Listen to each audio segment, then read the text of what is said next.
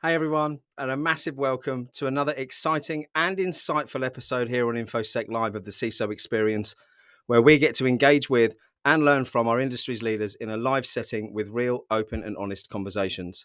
For those that are new to the channel, my name's Simon Linstead. I'm the founder of the InfoSec Live community and also your host for this series. And by sharing stories and best practice over the last few months, it's led to 30,000 views and nearly 7,000 hours of our content being watched on YouTube by you, our amazing subscribers. So a huge thank you for your engagement.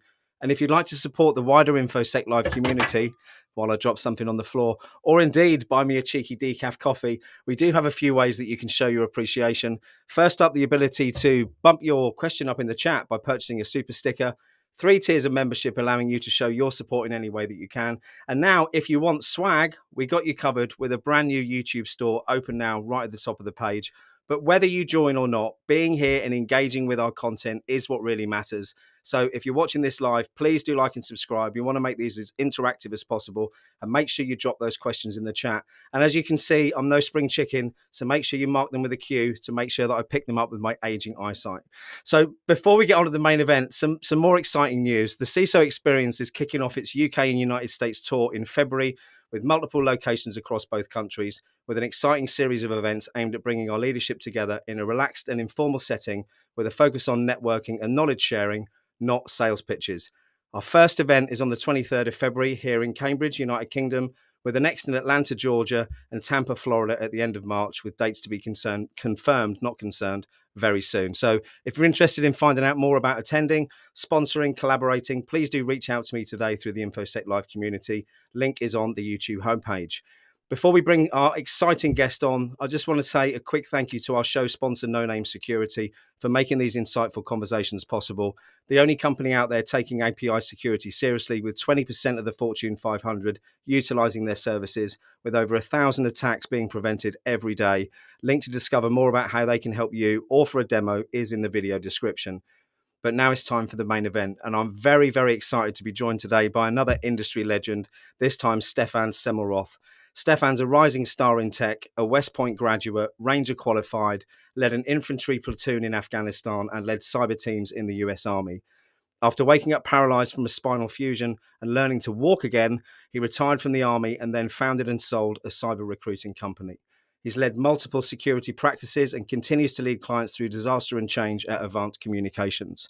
A keynote speaker, podcast host, involved in multiple nonprofits, and personally mentors hundreds of founders and cybersecurity professionals every year.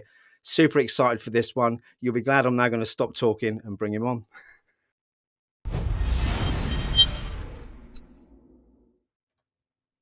Welcome. I knew you'd be drinking. I don't know how I knew that.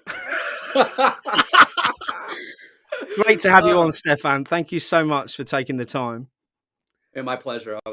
I'm really excited to be here, Simon. I love what you do, and honestly, I'm just waiting for people like Linda Rust and JJ and Dr. User to hop into chat and start asking me impossible questions. I was hoping to see Linda in here asking you those awkward questions, but we haven't seen her yet. I've dropped her a message, so hopefully she'll be here soon.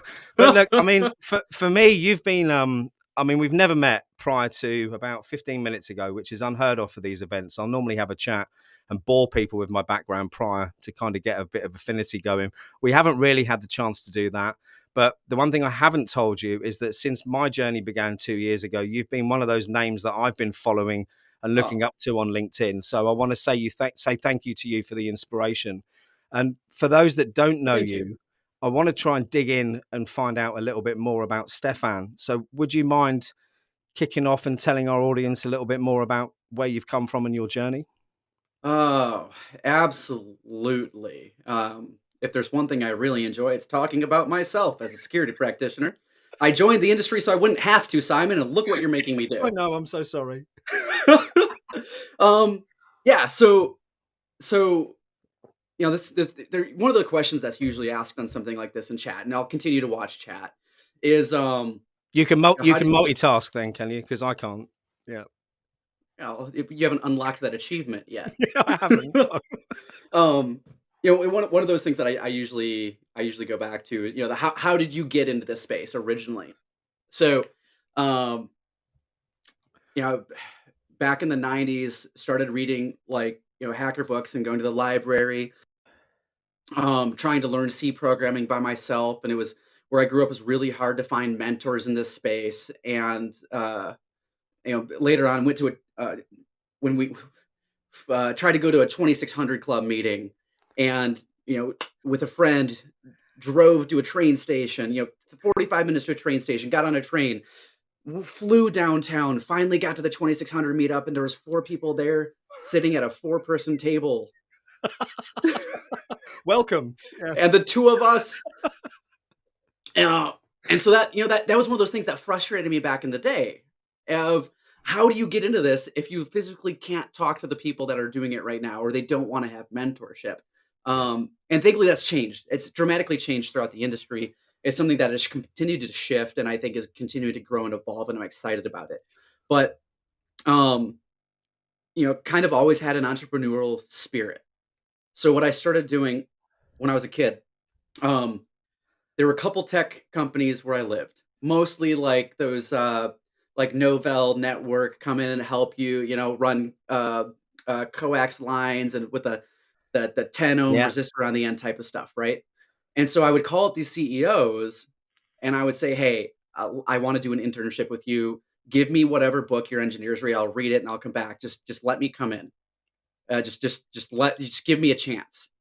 Um, and they'd take my calls, and so this is before I could drive. So I would literally, like, hop on my bike and cruise across town or get my mom to drop me off, and I'd walk in an ill-fitting Oxford button-up, and, and they, "No, no, we're not gonna hire you, kid." "Well, what's the difference between that guy and that guy and that guy and me? They read the book that you gave them, and you just haven't given me the book yet." So eventually I got picked up and started, pulling cables and writing batch scripts and um, doing all basic IT stuff from back in the day. Yeah. Uh, and digging into the registry, and when AOL Instant Messenger came up, starting to look, inside the registry and going, okay, well, if I do have a password and it is stored, it's got to be stored somewhere. Found the registry key called passwords, Yep. started changing my password and watching it change and realized it was a Caesar cipher. And so here I am cracking AOL Instant Messenger password encryption with a pen and paper on a couple different versions, but there was no one we could tell. No. There's no one we could tell in the industry. So as I'm doing my IT manager at the time, I said, "Hey, I did this thing.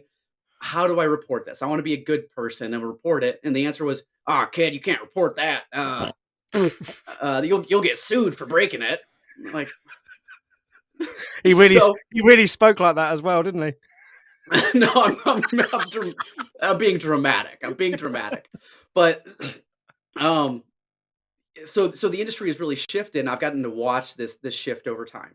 And that was when I did my first incident response. I was the most junior person on the team. Obviously, I got the last call. Came in. It was a couple weeks of this big incident response, and I learned more on that than I realized. I really did what I think a lot of people in this industry do. And I discounted the experience that I had. And I used the word just. Yeah. And I wasn't fair to me, and I don't think it's fair to the industry. I think that's one of those things where we sit back and we go, well, I'm I'm not Yoda, so I'm not really a Jedi. And you don't have to be a Jedi to get into cybersecurity. All you had to do is be a little bit force sensitive and you might get picked up to go to the academy, right? Yeah. And I think that's, one of the main messages I'd love to tell the audience is you don't have to be the best in the world to do this. And you don't even have to start in tech. You don't. You can But go what start but what anywhere else. but what is the prerequisite, Stefan? So, Simon. So. If I had a cat, I'd stroke it. I'm I'll get horrendously allergic, so you wouldn't want to see that. I'll be I'll like get you a stuffed hives. animal, a cat that you can just pull out and Brilliant. I could stroke yeah. BB-8. Is that I I almost got a black turtleneck and a gray Did a you? gray You sport should jacket. have done. Yeah, it's the standard YouTube wear now. Did you know that? Uh, I know. I'm so You've, comfortable in you've what let like you've let the team down, really, Stefan. I'll I send you I'll send you one for the next one. Okay. industry. I promise I will be better for you. Thank you. Um.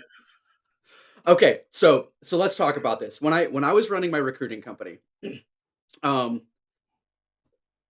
talking to hiring managers because a recruiting company has two people you got to convince. Yeah. You got to convince hiring managers and you got to convince people in order to be a matchmaker, right?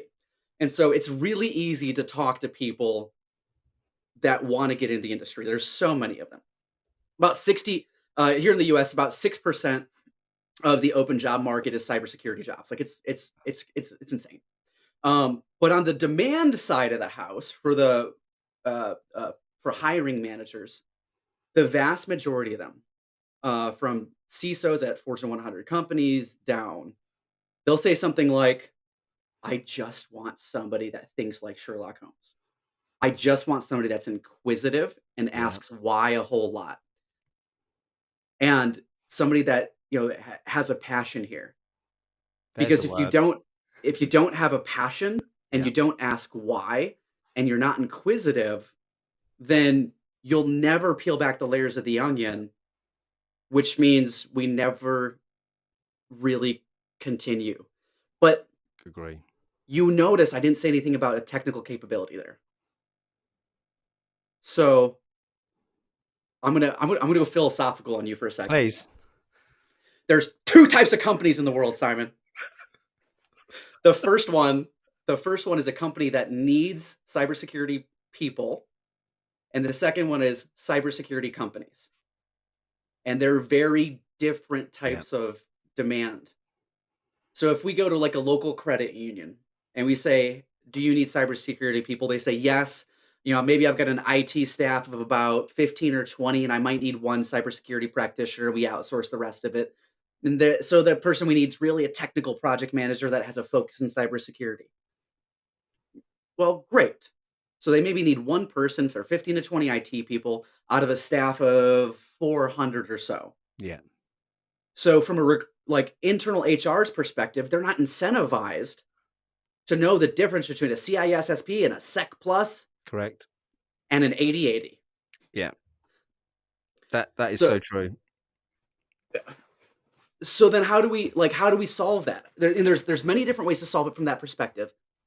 But many times the result there and the takeaway is that if you want to get into this industry, getting into it at a cybersecurity consumer is very challenging.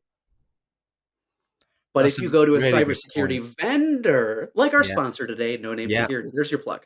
Thank you. Seamless. Uh, I'll put the um, fees up next month, no name. Thank you.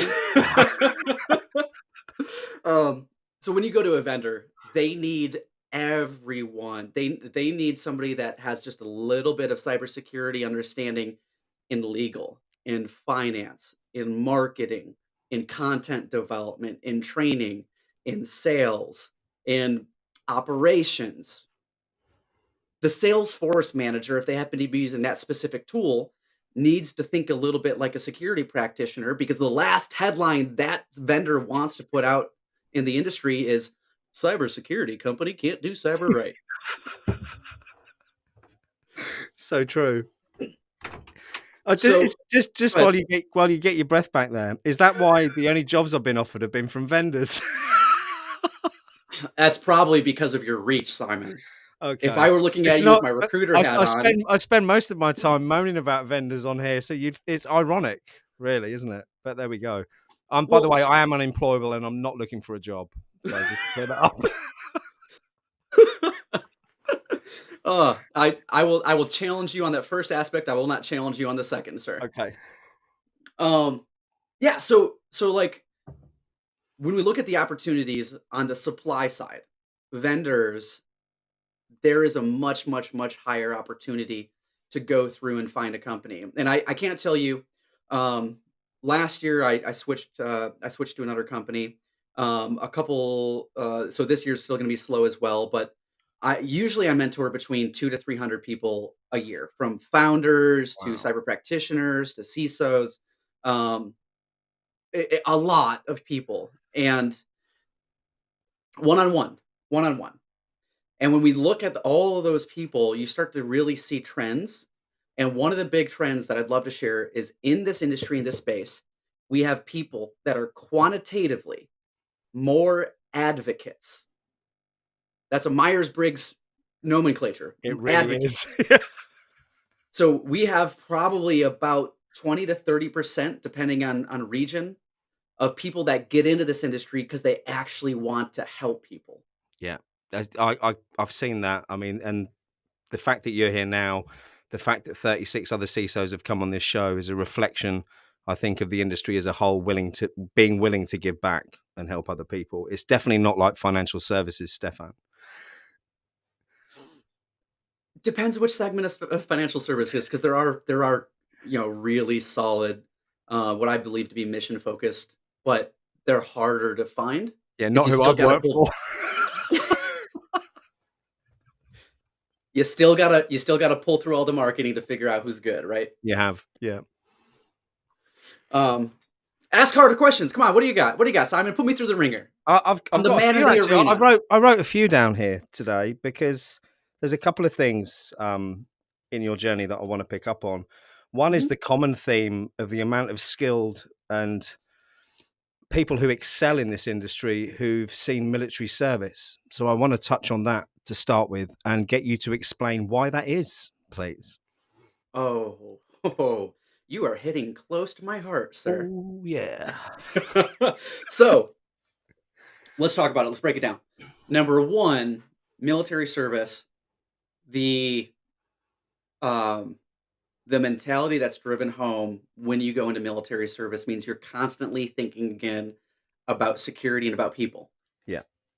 And I gave a talk back in 2000, November 2010. When I was at West Point, we had about 200 scholarship recipients, from Rhodes to the Olmsted to et cetera. They come in and we do policy development. And the opening brief, opening keynote, and I happen to be chosen to give it.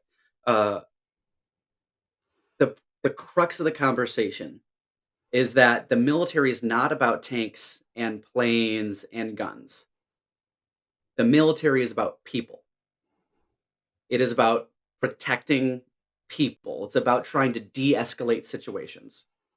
And when we look at security, it's the same damn thing, Yeah. right? That's why I've got the neon sign. People are who we protect. People are who we need to invest in so we can protect. And if we're looking at companies or nonprofits, when we help them succeed in security, we're helping their mission, we're helping their stakeholders, we're helping their shareholders. And so, first off, It's a from mindset. Yeah. yes, it's a mindset and it's a values alignment. Yeah.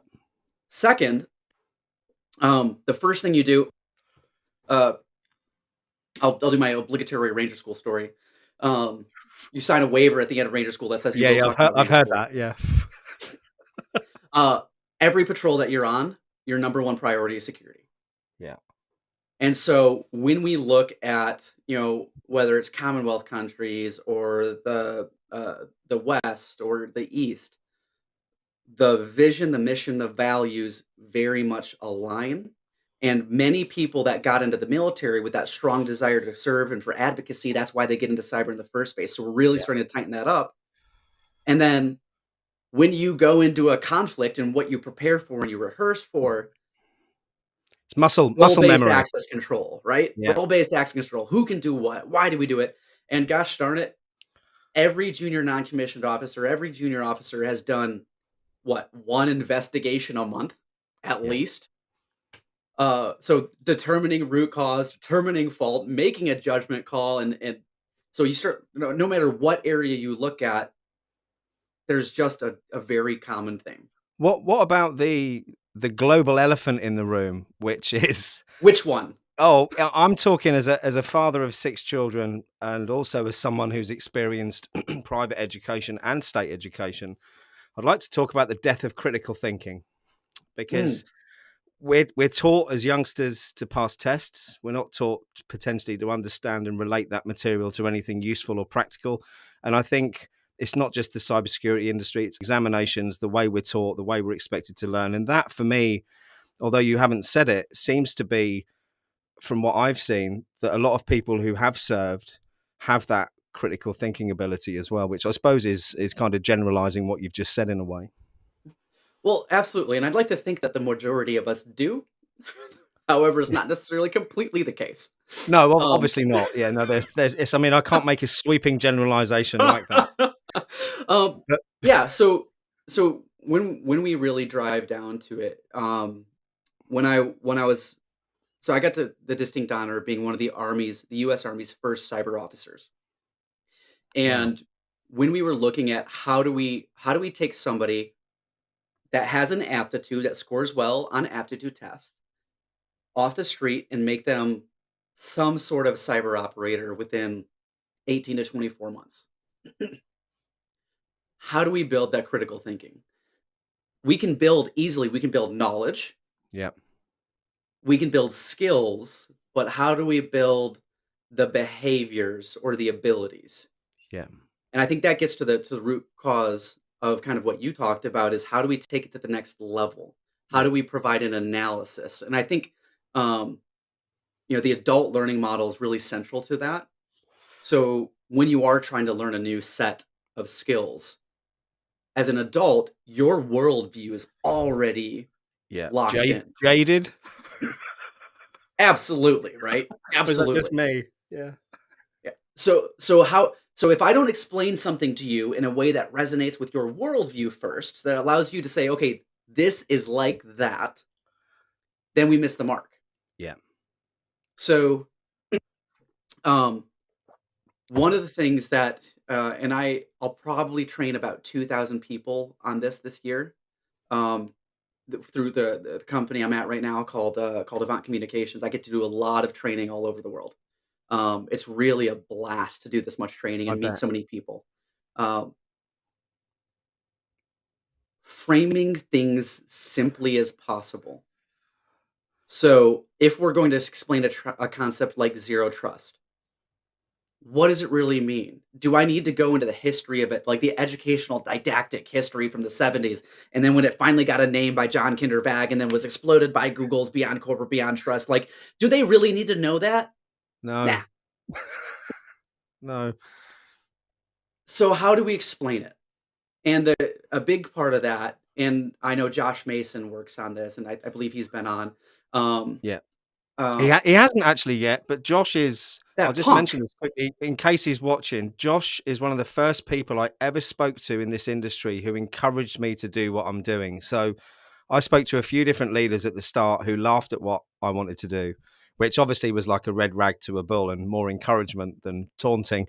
But Josh was the first person I spoke to who said, "Man, just believe in yourself and do it." So I'd like to do a big shout out to Josh Mason while we're here. Okay, Josh, you're coming on, brother.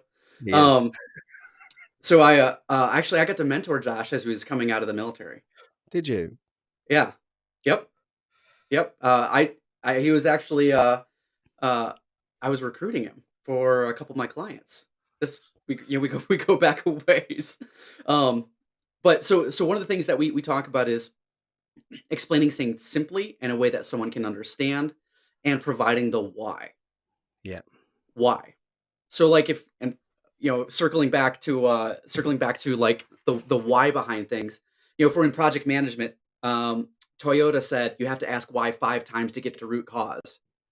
Well, I usually say it's 3, and almost every Yeah, time when but you ask. have you had a Toyota in the service shop before? Because I have. It takes that many times to get it fixed. I am not biting on that one right now. Um, so when we look at it in the industry here, almost every time, if you're a consultant, if you're going in, or if you're a sales practitioner, or if you're a fractional CISO, or if you're a sales development representative, or if you're a solutions architect, and you go in and you talk to a client and you ask them why 3 times, the answer is almost always people. Yeah, And we can't get to business outcomes or technologies because we don't have the processes, because we don't have enough people. So if we can solve the people problem, we can continue to grow. So asking why and why and why, and that gets back to the Sherlock Holmes mindset, right? Why did this happen? Why did it go through? Why? What is the root cause here? Back to critical thinking. And we're starting to see a pushback. And the case study that I almost go back to, um, and actually it's a case study, 4 case studies, is Harvard Business School. In their MBA, the crux of their educational system is heavily focused on case studies. Heavily focused case on case studies, because you're given a big prep of this company was doing this things. This is a scenario. Here's the people. Here's their profit and loss. Now come up with a potential way ahead. If you're the consultant coming in here, what is the way ahead? So I think that is one of those pieces, asking why and thinking 2 or 3 steps down the road, and you don't have to understand the difference between a UDP flood and an ARP cache that's poison good. and MS 08067. You don't have to know all that. You could. You could. You maybe should, depending on what you're shooting for, but if we can just think of why. How do we continue to grow what we're growing? How do we continue, if you're a for-profit company, using security to go to market and win? And if you're a fractional CISO, or if you're a security consultant, are you aligning the efforts that you're doing right now with the mission of the organization that you're serving? Absolutely that. I want to jump back in and create a tedious link here to one of the questions, but you were talking before about the importance of, I suppose, knowing which buttons to push, what drives people, understanding people. And I think whether you're talking about critical thinking or whether you're talking about getting ahead in life in general, the ability to communicate and understand other people and build rapport with them and empathize with the problems they've got can be massively important, which leads me nicely on to I think I know which one you're talking about. oh, there we go. From this one from Richard, or Splodge as he calls. Why do you call yourself Splodge, Richard? You're such a handsome man. Don't call yourself that. How important do you think the soft skills are, and are they more important than the hard tech skills?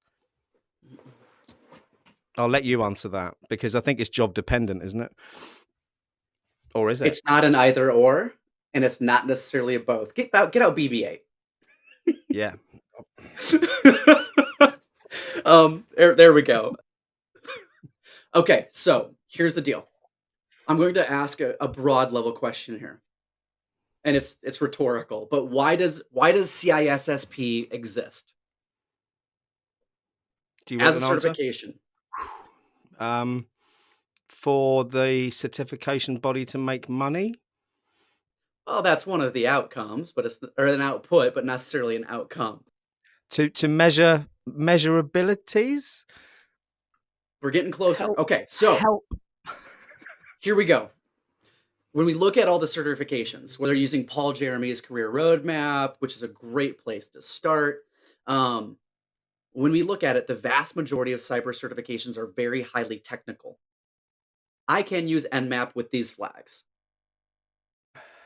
but as an industry, we've failed to talk to business owners for a long time. 5 years ago, 10 years ago, there were very few CISOs with MBAs. And the ones that are there, they're really, really solid because we spoke a language that did not resonate with our customers, our internal clients. Yeah.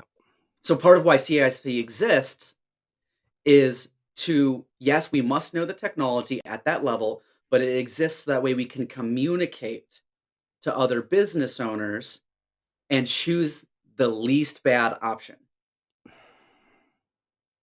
Yeah. I like that. I think the the risk terminology, I mean, I spent over 20 years in financial services, so the risk terminology that I understand is different.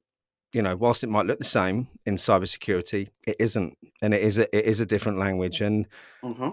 my concern is, especially with the small medium businesses at the moment, is the lack of engagement, especially here in the UK.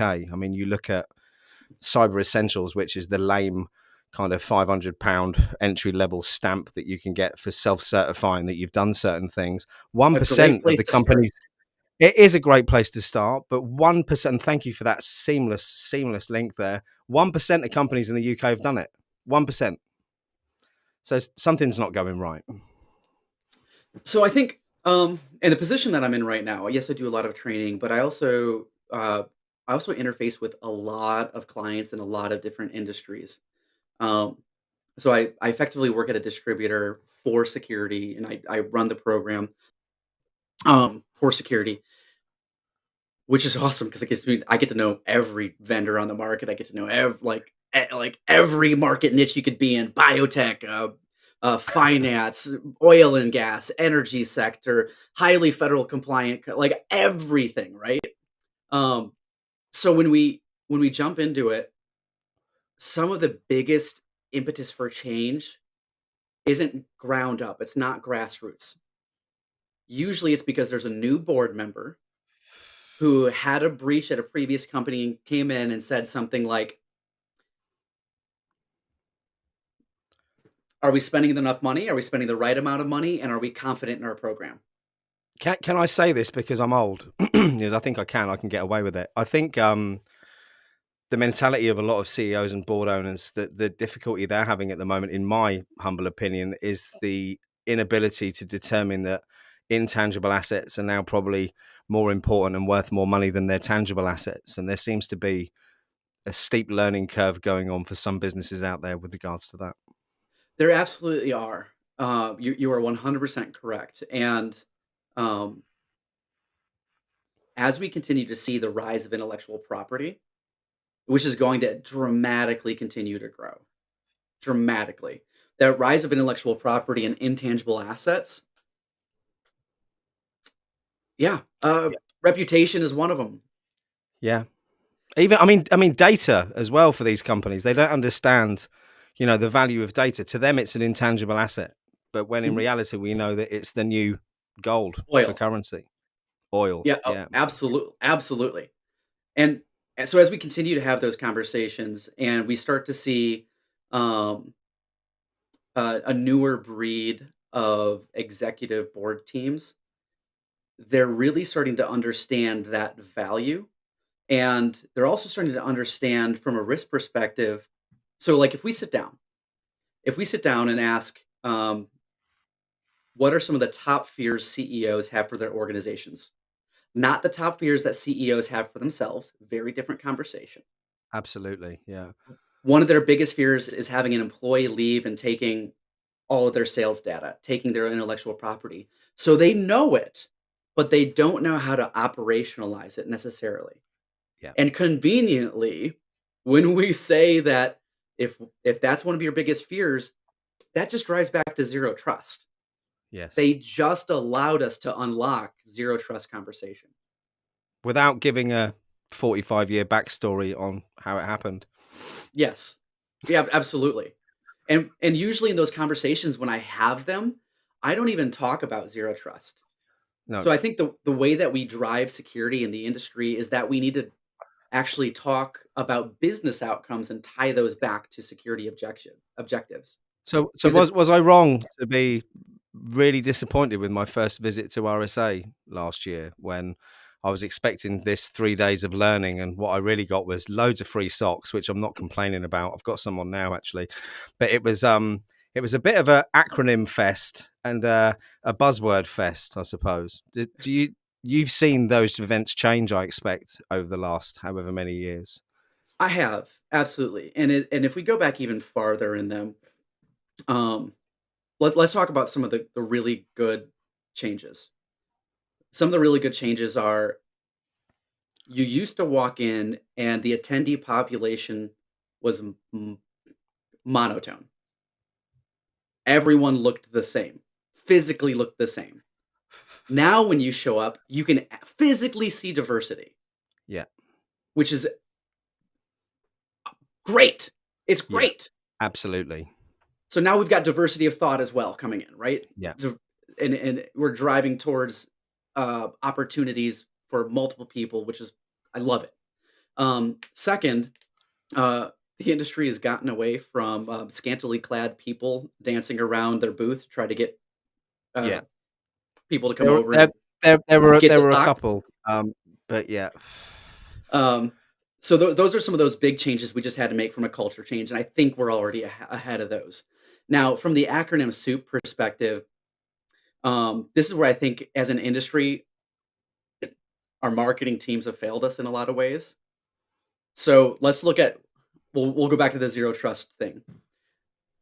This is when I was at the last RSA before COVID shutdown.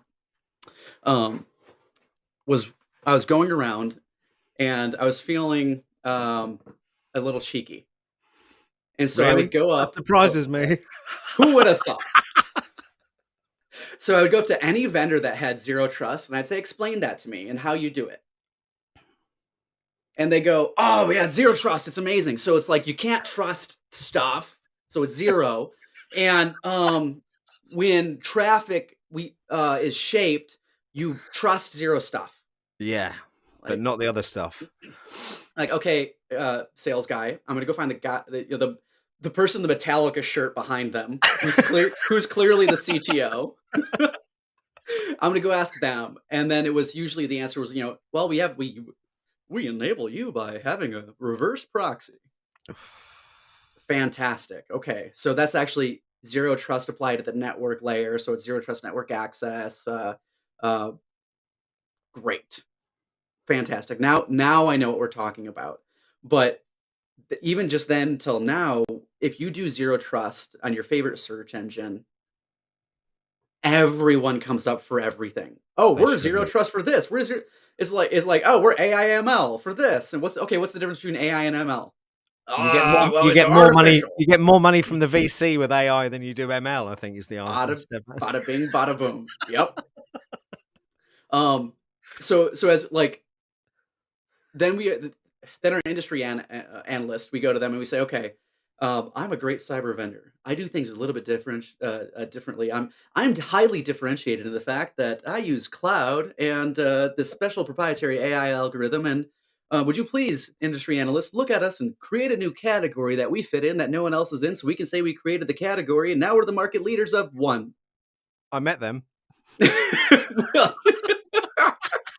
Right? Yeah, So then, how do you cut through all the BS, especially like that's the question I've asked every CISO on this show. Actually, how do you cut through all that BS? obviously, Simon, the answer is you go to a technology services distributor that you know and trust, that's happened to be led by a partner that you know and trust. Well, that seamlessly leads me on to I spent 20 years as a broker Mhm. in financial services, independent broker, and over the last very short time I've been in this industry, I've seen a big increase in brokers. Do you see that increasing moving forward as a model, or do you think it's just a one man band being in the industry a while? It's actually where I made my big professional bet, and There we go. thank you for that intro. It's all right. Um, I didn't even know so that either. there we go. Yeah. So I sold my recruiting company to a technology services broker, and um, I stood up their fractional CISO product and service, and I stood up their security program. And at the broker level, client-facing broker level, started to see some of the issues in the industry. And a lot of those issues were surrounded by lack of participation by vendors in the broker channel itself. Yeah. And as we look at it, if there's there is a mature category and there's 150 vendors in it, and only one of them is in the channel, how agnostic can I possibly be as a fractional CISO technology broker if I only have access to one? The answer is I'm not Absolutely. agnostic. Yeah. I think that the And I danger there as well is back to the relationships part, Stefan. A lot of the CISOs I speak to, they buy off people they've got relationships with. And whilst that's amazing because you've built up that Mhm, trust, this industry is so fast paced and so fast changing that it's quite a dangerous position to put yourself in, relying on mhm. John, who you've known for 30 years, who knows that inside out, you know. Yeah, so there's certainly a risk associated with it. And as the landscape changes and there's new categories and there's market consolidation. So if we look at many of the larger vendors that exist in the portfolio space now, most of them have some sort of private equity roll-up scheme going Yeah. on. I shouldn't say scheme. It's a good plan. Yeah. Um, and it does drive security. Knowing which one of those to go to is really where the trusted advisor concept comes into play. And so, uh, still usually called broker in the UK. The US is really Yeah. starting to call them trusted advisors. It's a much So nicer there's term. it is. Yeah. I'm a fan of it. Yeah. So when I was at that trusted advisor, saw the problems, and I actually went to Avant, where I'm at now, and I said, "Hey, this is the problem that I'm running into." And Avant's the distributor. So now I go out and I look at all these different vendors across the space, evaluate them all, and say, okay, why don't you come in? And then I'll go train all the trusted advisors on which ones are good, where they fit.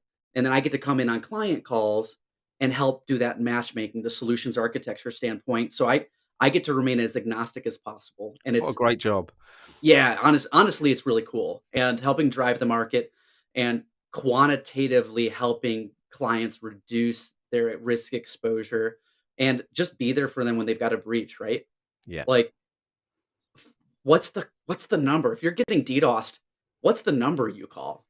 Yeah. You So now.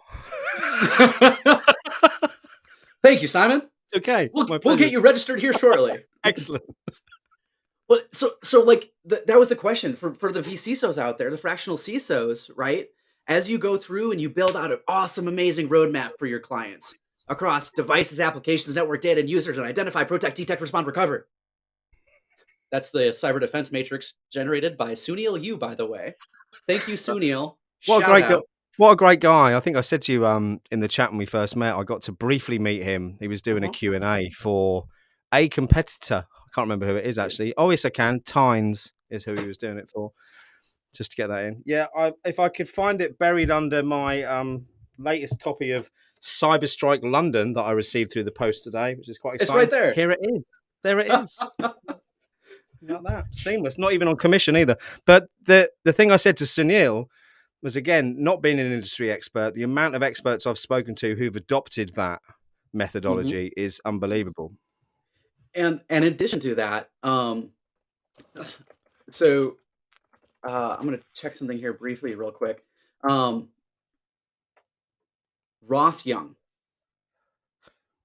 So Ross put together the Chasm, which is an extension,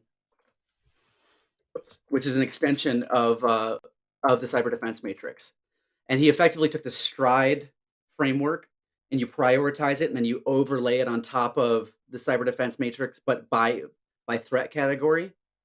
And Okay. it's I tell everybody start if you're getting in here, look at the cyber defense matrix.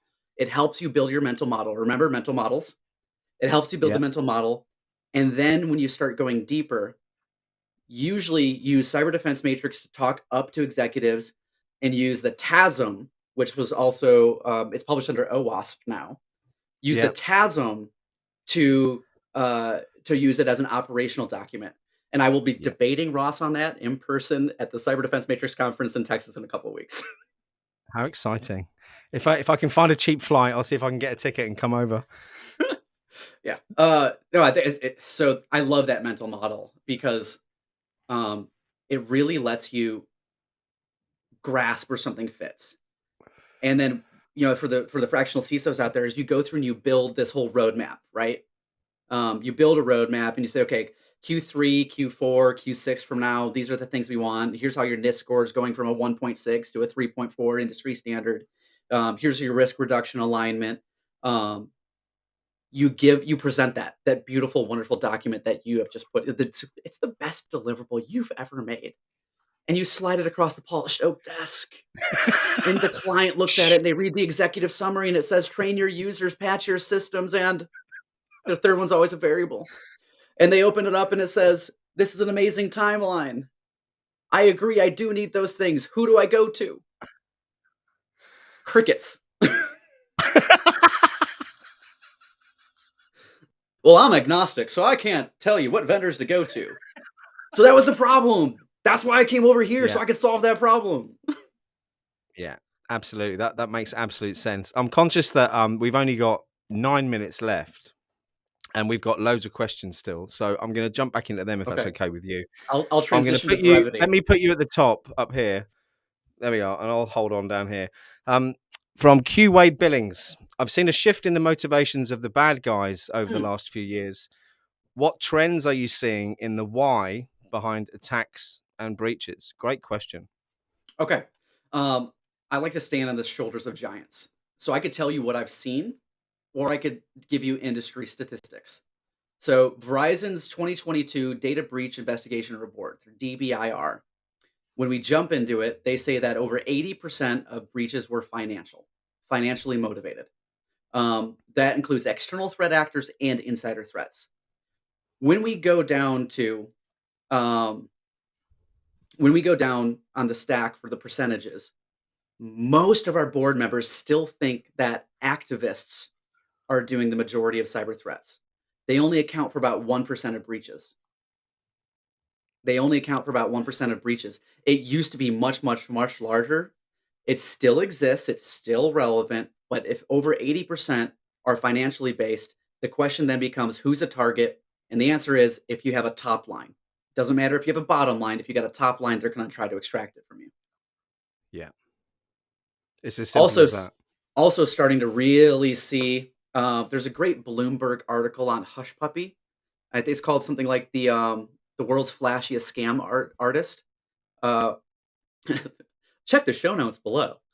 Um, Let's see if I can find it. okay, yeah. It really goes into. Thank you, Wade. Hacking for fun and profit. Um, it really goes into the whole concept of like not a script kiddie, but mid-level, professional level development for business email compromise and sending in invoices. Real invoices from real partners to fake invoice Accounts. accounts. Yep. Yeah. Do you see? I mean, going off on a bit of a tangent. There's a lot in the news and all over social media. In fact, I co-hosted a live stream with Clint from ThreatGen yesterday on ChatGPT. Do you see that being adopted by threat actors more and more, or do you think it's not quite there yet? It's going to be adopted. Yeah, Yeah. absolutely.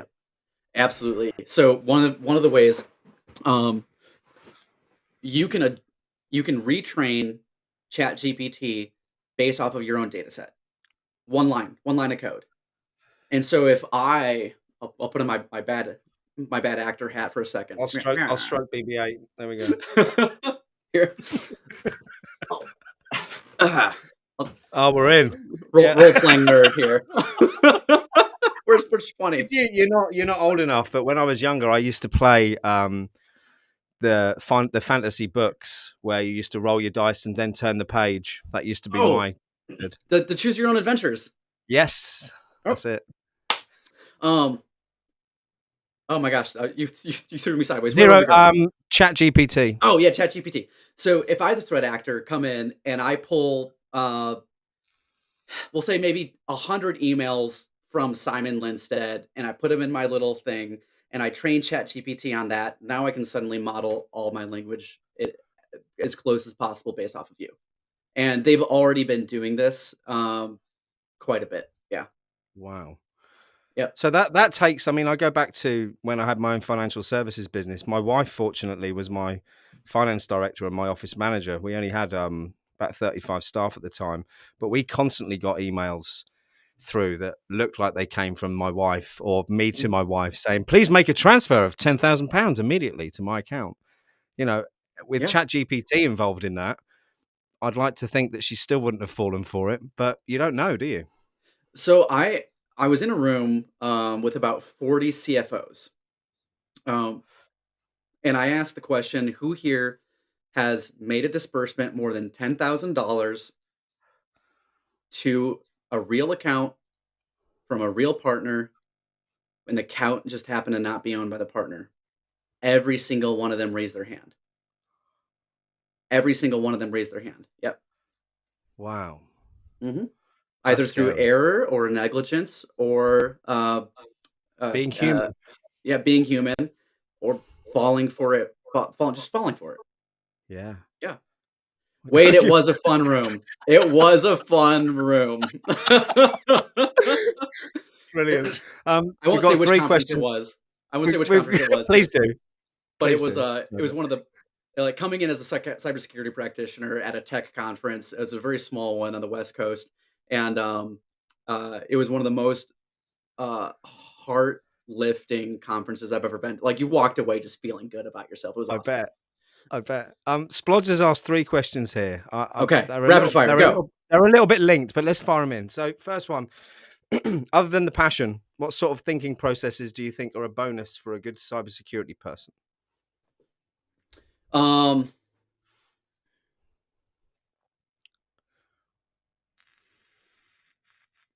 Audience analysis, knowing your Love that. audience. And it goes back to the soft skills piece, but it doesn't matter if you're the smartest person in the world. If what you found is relevant and you can't tell somebody else about it, Yeah. or if you tell somebody else about it and you can't land your point in a meaningful way. Do you And I know think, what? go ahead. ChatGPT use case for you. One of There the you go. one of the tech people in the audience yesterday said that he's already using ChatGPT to dumb down his information to pass to the C-suite, which I thought was really clever. Oh my gosh. So I've got a blog post coming out this year in a little bit, and on my failings as a marketer.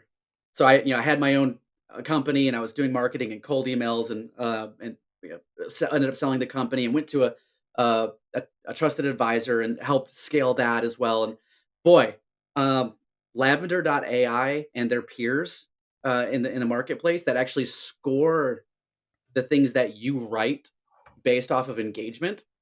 Oh my gosh, I was failing because I was trying to show all of the value early, and I wasn't getting the calls, and it scored it and it told me. So if you generate with ChatGPT and grade with like a Lavender.ai, now we're Wow, cooking. In fact, I have this is partners exciting. now. I have partners that'll literally like write business cases. Hey, ChatGPT, could you write me a business case for an MPLS to SD-WAN conversion? And it'll write the business case for it. It is a draft. Do not just cut and paste, everybody. Read it and edit it and score it yourself and use your critical thinking that Simon's a fan of. Absolutely, and it is a game changer. And I think, will it get rid of roles? Maybe, but I think the key thing for me is making sure you keep up to date with it and you know how to use it, so you can put that on your resume moving forward, no matter what your role is. Well, you know what? When we started having electricity, the people that went out and hunted whales lost their jobs. They did. The ones that realized they could go learn how to be an electrician, great job. Exactly that. So What a we great adapt as analogy. people. Yeah, no, 100%. Okay, last question from Richard is, it's not the last one actually. It's second from last. Penultimate question from Richard. How do you find different personality types react to training, and which types make the best people in cyber, including best for different areas? Oh, Myers-Briggs again, aren't we? Get in. So we could go Myers Briggs or Strengths Finder or Enneagram or any of the different scenarios here. What I'll do is I'll abstract it a little bit, and it's somebody that's incredibly curious. So, um, is it called Dragon's Den in the UK? Yes, it is. Yeah. Okay, yeah. So Dragon's Den or Shark Tank here in the US. Um, when we go and we look at some of the people that are up there, those investors, almost every one of them that had some sort of a tech startup started in tech sales, and almost every I should do a video on this. Almost every them, when you dig into how they got successful, it went something like this. You know, I was in tech sales and I was a really good salesman.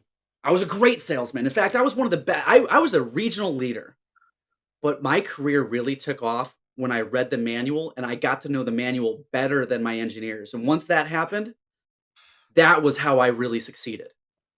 Like you could cut that into ChatGPT and use it as the background for anyone in Dragon's Den or Shark Tank. And it's really like having the curiosity and the drive to read the damn manual, Yeah. understand the technology that you're working with, go back, read the documentation, figure out where it fits and where it doesn't fit. And once you But can do you that, know then where you that fell communicate. down? You know where that Where? fell down in society? I blame it on Video Plus, if you can remember that. So, I mean, I'm a lot older than you, but I remember when we had it was a Betamax video recorder first. When you got your Oh, Betamax video recorder, you spent 2 weeks working out how it worked, right? Because the manual was extremely complicated. You had to get your hands in there. You plugged things in wrong, but you worked it out. Then we got a VHS, similar situation, a bit easier. Fast forward 2 years, they introduced little codes next to your programs in the TV paper where all you had to do was put a number in. That was the death of critical thinking and technology, in my opinion. No one knows how anything works. No one cares how anything works now. So if the world ended and we didn't have any techie people, everyone would be doomed, is my argument. well, conveniently, it provides a stable occupation for us. It does indeed. Well, maybe not for me. I never did get that Betamax to work. Simon, would you stop being so self-deprecating? Come on now. Well, it is Thursday. It's Thursday. It's what you do. Last question from Richard. Do you think, let me bring it up. Do you think the basics are being ignored by both cyber and other businesses? And would hiring a beginner be a good way to address this as it's fresh in their minds due to the training? That's a good question. Okay, so we can't talk about this without talent development and talent acquisition. And um and as so we'll go back to part of that conversation we had at the beginning of my client profiles when I had my own recruiting company. Most of those people said just give me somebody with some hunger, some grit and curiosity and uh an ability to continue to grow. So potential, right? And if we're hiring for those things instead of hiring for somebody that gets the gets the paper here, checks a couple things, and then pushes it over there, Yeah. then we'll continue to win and grow, right? Continue to hire people that can script themselves out of a job because they'll find more things and they'll grow the company. They'll continue to grow the organization or nonprofit or school or uh, figuring out where talent exists in the organization and continuing to grow it. So there's a number of CISOs that they create what are effectively security champions in different organizations of the company. They have no formal Yeah. tie to security, but they'll basically create a board or a committee and they populate across the organization to evangelize and bring security up in other conversations. So continuing to do that is really good. They don't have to be the beginner, but you do have to spark interest. And that's why I've got another blog post about this. When we communicate security to non-technical people, communicate to them through the hero's journey. It's a story format. And it's not your journey, it's their journey.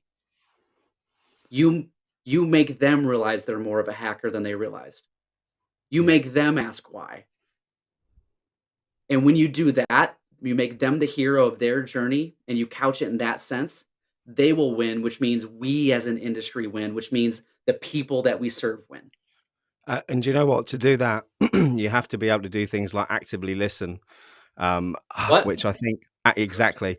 I think dialogue, two Greek words mashed together that should mean two people having a conversation or a dialogue about something they have a common interest in.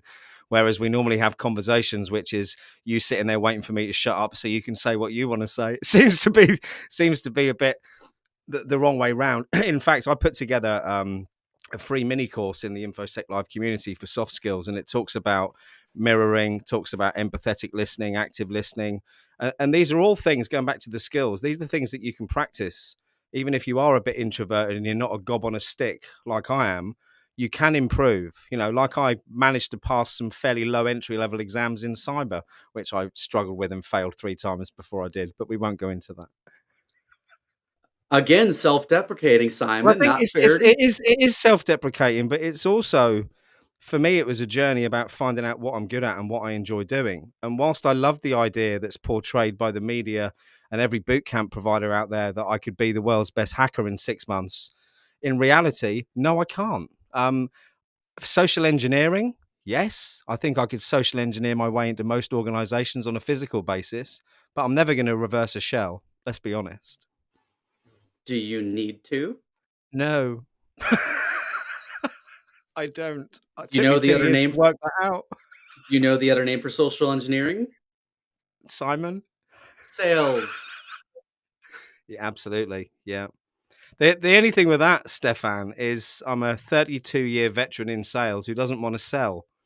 So there's one issue, I suppose, for me moving forward. Gets it, wants it, has the capacity to do it. Simon does not want it. No, he doesn't. He really doesn't. Simon chased money for a long time, and it made Simon a very miserable boy. But again, back to the And money that's why thing. we're talking today, because you believe in making the community better. Absolutely. And that is what it's all about for me. And is it it's not selfless. It's made me feel whole. It's given me a purpose. So there's no such thing as altruism is the point I'm trying to get across. Helping other people makes you feel amazing. And it also, you know, making an impact isn't something I ever did in financial services apart from helping rich people make more money, which isn't that satisfying, really. And now we get to give back to the community in a really cool way. Absolutely that. So look, we've run over because you're such an entertaining and interesting man. But I want to ask you final words of wisdom for those watching, especially those who are looking to break into the industry. Yeah. So if you're looking to break in this industry, be creative. Be creative in how you do it. You I talk to so many people that are looking to make a shift in this industry that are in their 30s or 40s or even 50s. And they say things like, I don't have a background that's relevant here. So I don't even want to tell you what it is. I say, I won't use the language I normally use with them. But what I will say is, it is relevant. You're already the best in the world at something that you do. And if you don't know what it is yet, go on that journey to figure out what it truly is and then maximize that. If you don't know yourself first. Gnothi 100%. seotan. Know thyself. Yeah. And once you know thyself, then you speak into the world what you're best at and where you're going to go. And the world will respond.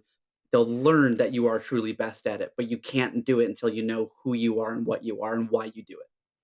That is not only one of the most insightful answers I've had, it's the one I agree with more than anything anyone's ever said. I mean, for me, failing and losing everything at the time seemed like the worst thing that ever happened to me.